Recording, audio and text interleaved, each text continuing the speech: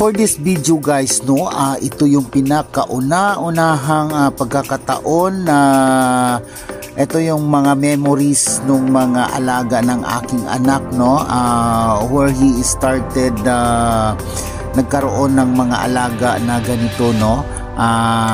Doon siya nag-umpisa, nahubog, magsimula, no, kung paano mag-ipon, no, at saka natuto siya sa lahat ng diskarte, no, sa pamamagitan niyan mga alaga niya, no. So nakaka-inspired, kahit ako na-inspired din ako, no, sa kanyang mga ginawa, no. So lahat ng yan sinuportahan ko siya hanggang sa yun nga, unti-unting gumuho ang kanyang mga pangarap nung sinabihan nga siya na malas nga daw, no. So after all guys, no, minalas nga naman talaga siya kasi simula nung nawala yung mga alaga niyang yan, no, ang iba nabenta, yung iba pinamigay na lang at hindi na rin na-dispose dahil nga sa yun nga, sabi malas daw.